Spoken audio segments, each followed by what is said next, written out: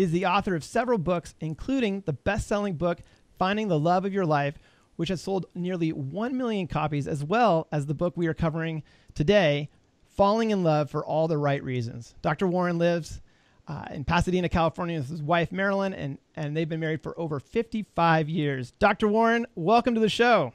Oh, thanks so much, Noel.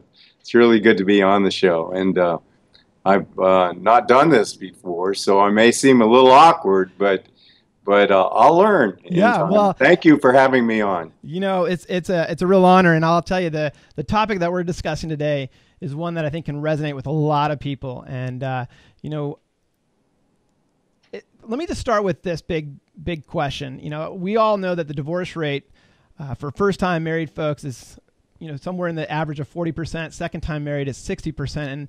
And one of your core beliefs and objectives is to lower that divorce rate into single digits. And how does what you've created at eHarmony relate to that?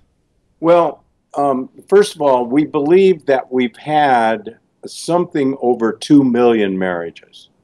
We don't have solid statistics on that. We have solid statistics for having over 1 million marriages, but the 2 million marriages comes from a deep set of facts that continues to reverberate in our heads.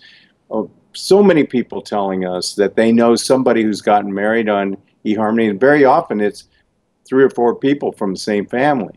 So we've had a lot of marriages, and the divorce rate over the last 7 to 10 years, according to a major study, that's the only study like it that's been reported in a strong scientific journal, which is Proceedings of the National Academy of Science, an N of 20,000 married people that was taken at random by the Harris Interactive people, showed that our divorce rate over the last 7 to 10 years is 3.86%.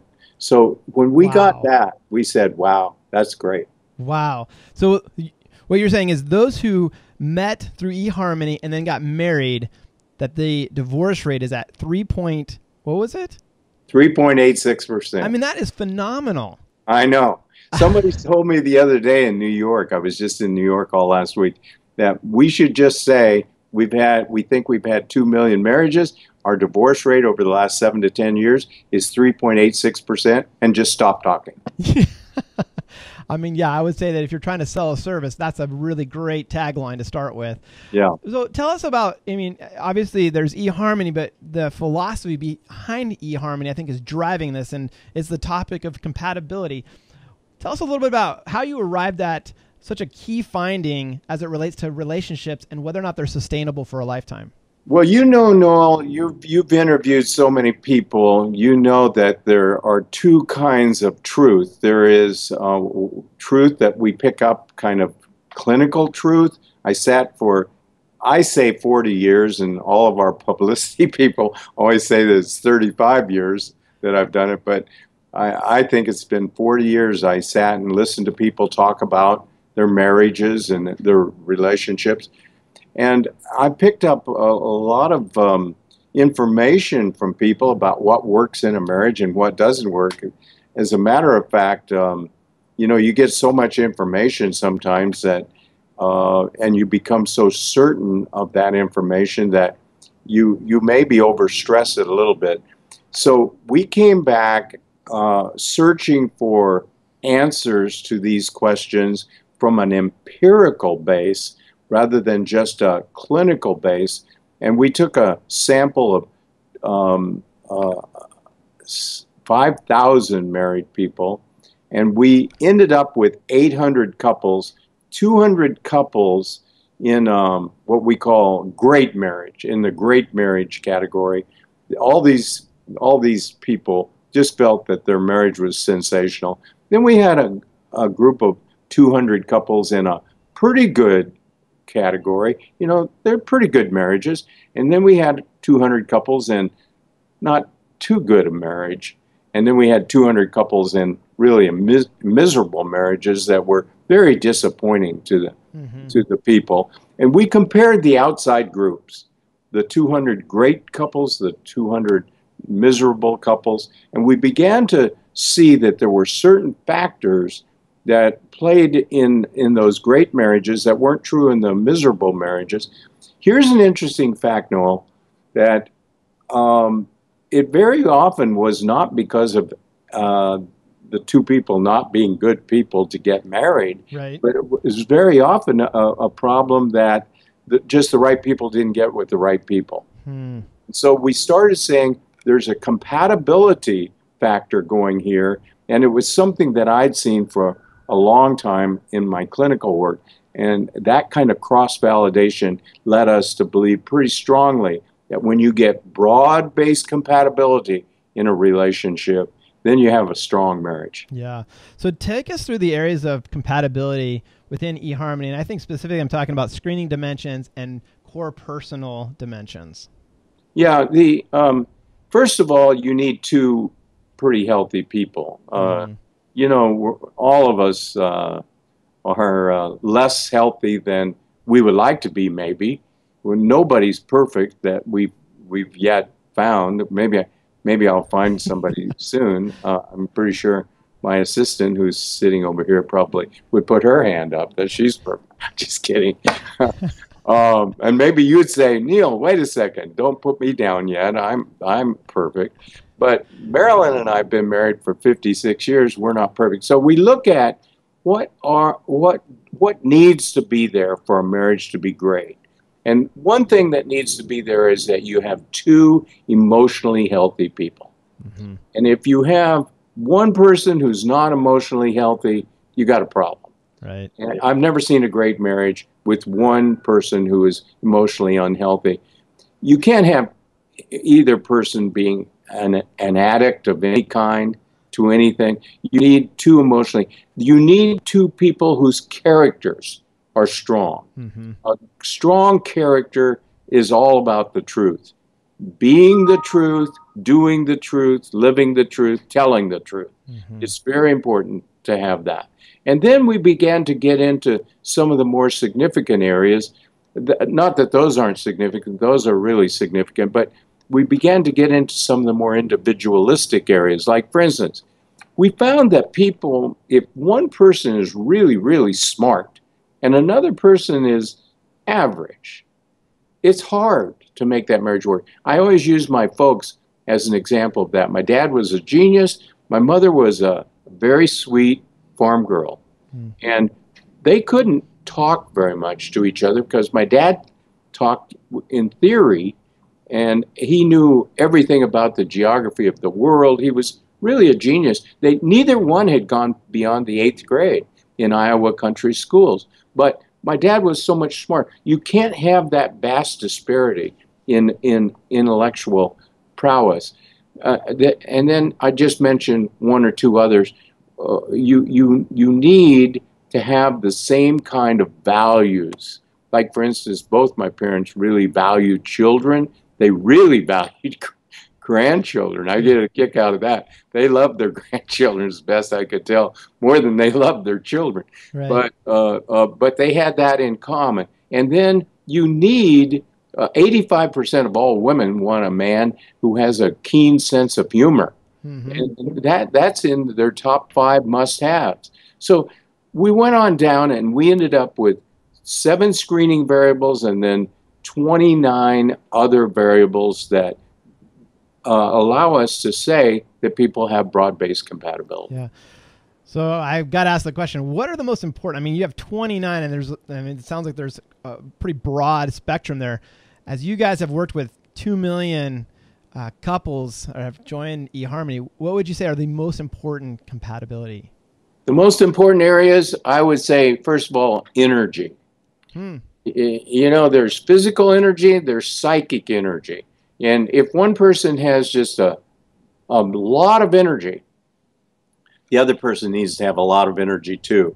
One of them is going to feel kind of rolled over sometimes if they don't have much energy. The other person's going to feel like, I'm not linked very well with this person. I think another thing is that they need to have industry in common. For instance, the person who gets up early on Saturday morning and gets at the list of chores that they have, the other person just stays in bed until 10 o'clock. And then, they kind of roll out of bed and get on the couch and turn on the TV to watch the football games while the other person is vacuuming the house. I think you're describing like 90% of marriages out there. Well, I hope not, but you need to have a lot of industry in common. Okay. And then there are all kinds of other things. If you need to have interests in common. Mm-hmm. And I always say you don't need to have all your interests in common. One person may have very different interests than the other in some areas, but you need to have 2 or 3 vital interests in common. Okay. That's just really important for 2 people. And we can go on down and hit all the important ones. I'll tell you, the last one we put in, because of the empirical data we had, was curiosity. If one person is just so curious about something, the other person says, why are you curious about that? It doesn't matter that much. Mm-hmm. That's hard on a marriage. Yeah. So in a way, you're working against the common knowledge out there of the differences attract us, right? Which is oftentimes the starting point for many relationships, is that they're so different, and that's kind of showing up in a relationship. I'm attracted to that. What would you say to the couples who end up in that scenario where their differences really was the initial attraction, and now it's driving them crazy on the back end of the relationship? Yeah. Several years down the road, or maybe a decade into it, they're saying, this isn't working. Yeah. I mean, are they doomed? I mean, is it basically miserably married is their destiny? Well, or maybe I should put it this way: miserably married but faithfully enduring. Yeah. No, I think the reason that's funny is because we've all known situations like that, where you just kind of had to, white knuckle it to make it work. We've relied so much on willpower to make those incompatible relationships work. Okay, I see we're never going to be happy in this relationship. Let's just try to sustain it over time. We don't like that. So I'm ordained, and so I did a wedding not long ago for our oldest granddaughter, and she's a very special person for us. I have to be careful when I talk about her. I get a little bit emotional, but they got married in Boise, Idaho, and it was 104 degrees. Oh, wow. And we had 300 people there, and we're outside, and the sun was shining on us. I would pretty well sweat through my shirt, my suit, and everything. And I said, look, we're here today because what we want is a world-changing marriage. We don't want an ordinary marriage. There can be ordinary marriages, and there can be world-changing marriages, and there's a big difference between the two. And I said, in order for this to be a world-changing marriage, there's certain principles that we know have to be true of this relationship. But more than that, the whole community has to gather in around this couple. If the whole community doesn't gather in around this couple, there's going to be a lot of trouble down the line, because it's hard to make a marriage a world-changing marriage. But that's what we're looking for, marriages that really thrive. Mm-hmm, mm-hmm. So for the couple who, I'm just thinking of the listener right now who's saying, man, I wish I could, can I do a redo, a do-over? Because we're so different, and it's driving us crazy, and we're just not compatible. I mean, I just think of so many people that are thinking that right now. Yeah. What do you say to them? I mean, is there a way for them to develop compatibility? Can they learn these these traits that are needed in the relationship? Well, how do they navigate that? That's really an incisive question. That's right at the center of why we started eHarmony.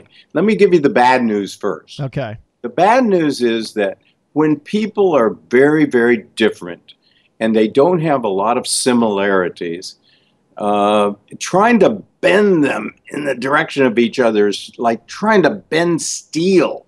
And it's really, really hard. That's why we came to the conclusion more than 15 years ago, right at 20 years ago. We started eHarmony 15 years ago, but 20 years ago, I once said, I think I presided over the funerals of more marriages than anybody else in America, because I had a lot of people in therapy. And once people marry the wrong person or a difficult person, it's really hard to bend it in. That's the bad news. It's really hard to make that. Here's the good news.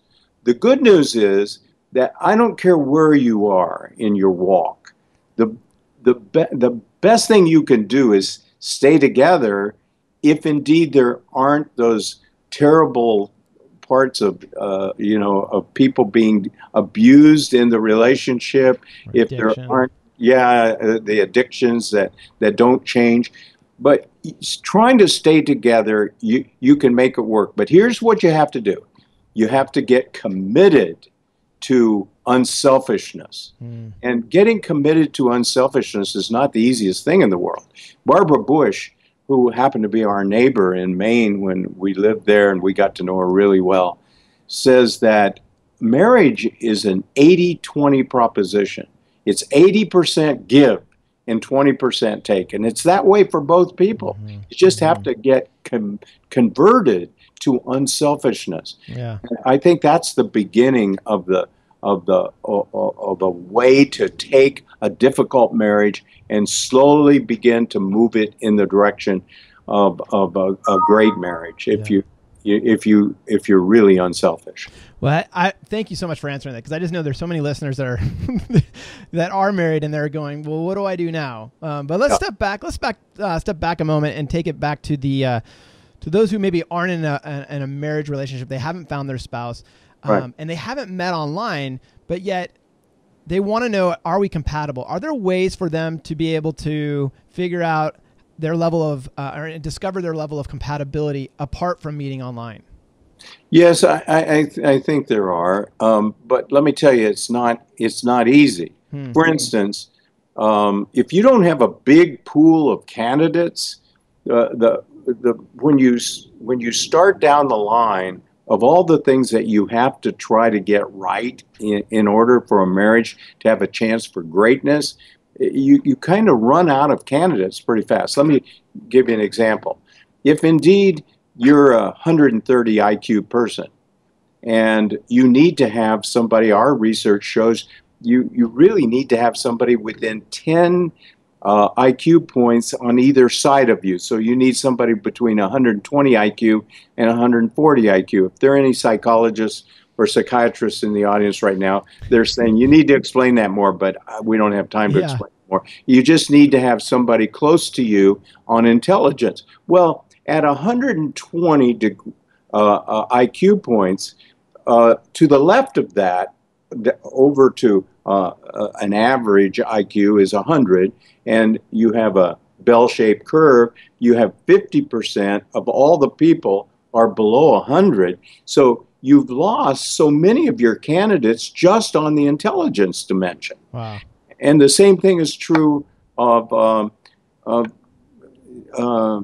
the kind of values that you grow up with. Like, for instance, my parents, I never got hit once. And if you knew me well, you'd say, it's too bad your parents didn't show a little more discipline. Maybe you wouldn't be so out of control now. But I don't think I'm out of control. But I do think that growing up without that kind of severe, I didn't have anything close to abuse. Not even within 1,000 miles. My parents were never sarcastic with me. They were never unkind. They treated me with dignity and kindness all the time. And you, if you've been treated that way, you want to marry somebody who's been treated that way, because the way you go at the raising of your own children will be determined by the experiences you've had in your own family life. And so I would say, try to find somebody who's a lot like you in all those basic areas. I was raised in a very, I guess you would say, a very entrepreneurial home. My dad owned 5 businesses at one time. And I told my wife I was the king of Ivy, Iowa.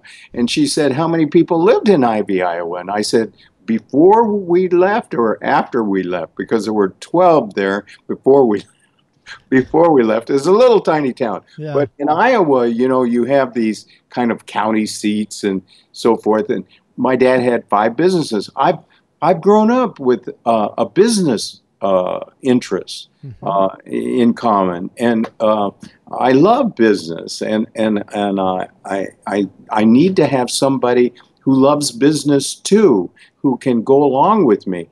And that brings me to something that's very important in marriage. I've often said the most important single quality that you can have in a marriage is that adaptability. It's just really crucial to be able to adapt to where your partner is going. So those are kind of some fundamental things that are very, very important to have in common. But if anybody really wants to see this whole list, in Date or Soulmate, a book that I have that I think is still on the market, they can see these 29 dimensions, and they can see ways that they can move in the direction of those dimensions. Would they be able to see it in the book Falling in Love for All the Right Reasons, or is that a separate one? I think that's a separate book, but you know what I have to tell you, I'm sort of embarrassed, and that is that I don't think in the appendix of that book those dimensions are there, but they can probably find those dimensions on our site, the eHarmony site. Okay, perfect. You know, I guess as I'm listening to you talk about this, one of the questions that comes up is, does compatibility, is it equal to attraction? Well, that's such a great question. You know, we don't really know exactly what attraction is all about. I mean, why in the world? When I first saw my wife, I just was immediately attracted to her. Right. And I should never tell this, because in my book, Finding the Love of Your Life, which has been kind of the basic book for eHarmony all through the years, I say, don't ever marry anybody that you haven't known for a couple of years. Now, I said that before we started eHarmony. It came out in 1993 or something like that. And I've kind of come to a reduced amount of time that you need in order to figure out if a person is the right person for you. If you have somebody helping you with these 29 dimensions, you can pretty much know whether or not you have these in common. But fundamentally, what I want to say is that you do have to have most of them in common, and you do have a real chance to better your compatibility situation with your spouse if you know which ones need to be worked on. And if you can get somebody to help you work on those dimensions that you don't have in common.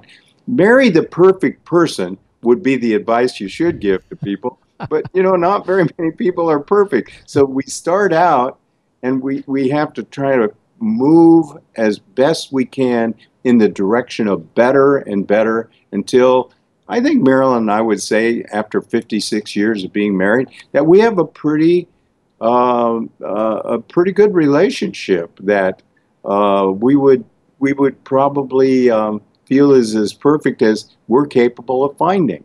So if you have compatibility in your relationship, is that going to be what exposes attraction? Oh, yeah. Now let me get back to that. So I apologize, Noel. The attraction is at a deep, deep internal level that not all of it do we understand. Like, for instance, we're attracted by certain qualities in the other person's facial makeup. Right. We're attracted by their body type. We're attracted by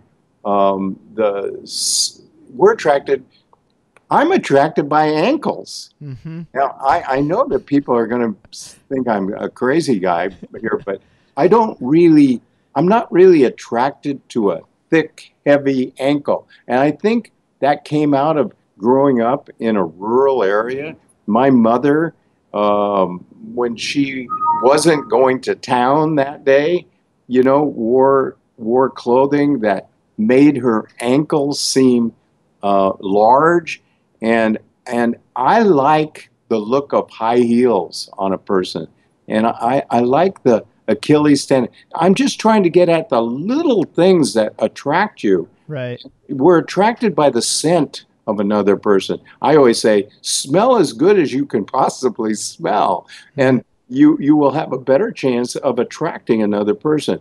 Also, I think it's very key to try to, like, I should be wearing a coat right now, but we got on this too fast. But you wear a coat right now, and it looks good to me Yeah. as I peek over Well, at thank you. uh, we should dress in ways that are attractive to the person we want to attract. Got it. I see. Okay. So this is probably a no-brainer question, but I got to ask it. Is the future of meeting your spouse online? I mean, is that where this is all going? And I know that this is probably a weighted question because you are the founder of eHarmony, but I mean, when you think about the way that people are, a decade ago, connecting and getting into relationships versus what's happening today, is the future online?